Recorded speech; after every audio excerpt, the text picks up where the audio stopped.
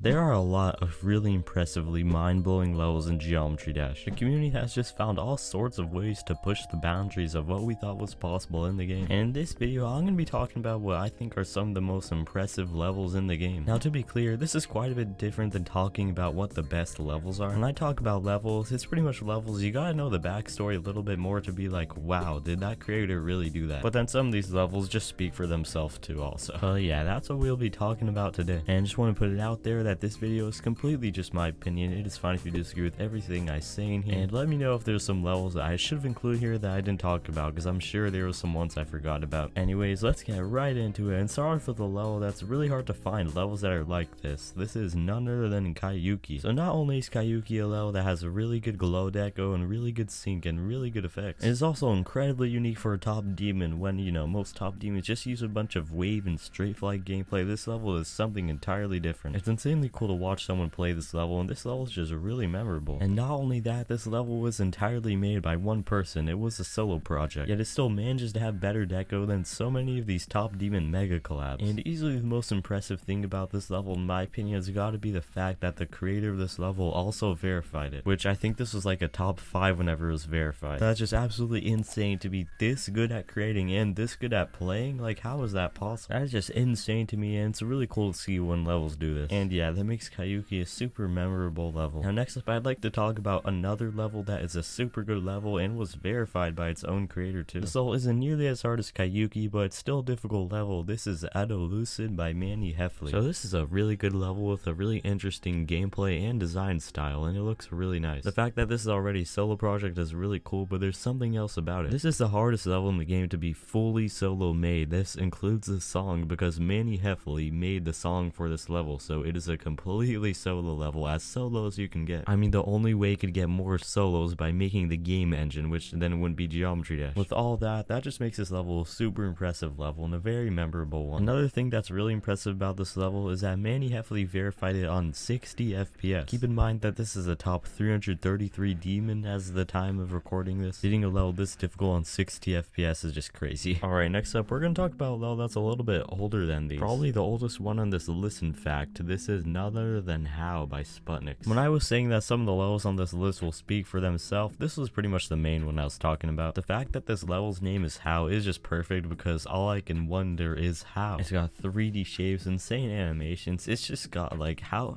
could you make this more mind-blowing? I don't know. I'm also gonna mention What while I'm at it, because What is, I think, a sequel to How that was made a few years later, which I think What is even cooler and has even cooler 3D effects. Just some insane stuff. All the stuff in What was made before the scale trigger existed, which is just insane. Like, how does this stuff scale up at all? I've got so many questions, and I know Sputnik's made a video explaining all of it, but like, I didn't understand a single thing in that video. It's so complicated. Anyways, to this day, there's still just some of the most mind-blowing levels in Geometry Dash, but there's one more level in Geometry Dash that you could argue is more 3D than these ones. Of course, the most 3D level in Geometry Dash is none other than 3 depth. So yeah, this level is just a 3D game in Geometry Dash. You can change where you look, you can change the angles and everything. Just like How and What. This one, I just have no idea how this was made. The fact that this level's playable too is just insane, that the hitboxes actually match these 3D obstacles. And yeah, I don't think I need to say any more. Just look at this level or play it. Now, of course, the problem with this level is it definitely is a bit laggy, because, you know, 3D in Geometry Dash isn't gonna take a couple of objects to make. But I mean, yeah, if you're gonna make anything like this in Geometry Dash, it's not gonna run smoothly, which I think is fine, since, you know, this level is really not too difficult. Alright, anyways, that is enough talk about 3D levels, but I do have another mini game I want to mention. This is a level that was made in 2.1, and it is platformer mode before platformer mode existed. This is none other than Floating Outskirts by Yoreed. Honestly, I feel like this level isn't talked about enough, because this level is just so impressive. I mean, I have no idea how this mechanic was made, first of all. Second of all, the design in this level is amazing. The background, the art, it just looks great. It's a super cool style. And third of all, Yoreed verified this himself, which is just super impressive too, because this level is really hard. I think it was like a list demon minigame back when it came out, and I think it's the hardest minigame in Geometry Dash still, although I could be wrong. But yeah, this was like released at the time where 2.1 was coming to an end, like the time What released too. It was just really cool to see all these awesome levels at that time. Floating Outskirts is just a super sick level, and I don't think it's talked about enough. Anyways, enough with mini games and 3D looking levels and all that. Let's talk about a few more normal levels. Like, let's talk about some things that are identifiable as Geometry Dash levels whenever you look at them. Alright, first of all, I want to talk about a level that I've talked about multiple, and I mean multiple times before, but I'm going to talk about it again because it is just a very impressive level. This is And Ever by Galafuck. So this is one of those levels that like does everything right. First of all, the decoration is really good, and it was also mostly made in 2.1 also, which making this type of deco in 2.1 is way harder than making it in 2.2. Second of all, the level has fun and consistent gameplay. I would know because I've beaten it like I think 6 times or something. This level also has a really good song and has a really good song representation, which is rare for realism levels usually. But possibly the most impressive thing about this level to me is the fact that it only has like 30,000 objects. It looks this good and is ridiculously optimized, which it's so hard to find levels that look this good that are actually optimized. Like even if you play Geometry Dash on a potato, you could probably run this at full frames with no lag. I also don't think I mentioned that it's a solo project, which yes, it's a solo project, which the creator spent over 600 hours on it, I believe, which is just insane dedication. But yeah, And Ever is just a really good, memorable level. You know what else is a beautiful realism level that's a solo project where the creator put tons of effort into it? That would be none other than Anarchy Road. So this level, it's just one of my favorite levels of all time, and there are many reasons I find this level to be really impressive. First of all, the decoration is just incredible. The decoration is just absolute peak. It is so good. Another really cool thing about this level is that it's got like a whole menu with a bunch of settings, with a bunch of really cool things you can tweak around, which there's just a lot of extra thought put into this. That's awesome. But what I think is the most impressive thing about this is that this was a solo project where the creator spent over 2,000 hours on the level. Like 2,000 hours is just unbelievable dedication. How is that possible? That is the equivalent of 83 days straight. Well, those 2,000 hours paid off because I can hardly think of any mega collabs that look better than this level. I just think it's one of the best looking levels in the entire game. It's just a great level. I was instantly super into it as soon as I saw it. However, about the gameplay, in my opinion, the gameplay in this level is kind of mid. It's not really bad, but I didn't think it was very fun either. That's probably just me having a lot of trouble with sight reading stuff, though I know other people who find this level to be really fun. But still, I don't think the gameplay is bad. I just thought it was alright. But anyways, yeah, that's about it. Those are just some of the most impressive levels that I could think of. Of course, I definitely missed quite a few good ones, so let me know which ones you think I should have included in here. And yeah, with all that, I hope you enjoyed this video. It's just insane what some of these creators can cook up, how creative they can get, how much dedication they can put into a single project. It's just awesome how this community is always finding ways to push the limits, whether it's playing or creating levels or both at the same time. But yeah, thank you very much for watching. If you enjoyed this video, I got a playlist full of other videos really similar to this one right here. You might enjoy some of these videos, and I will see you in the next one.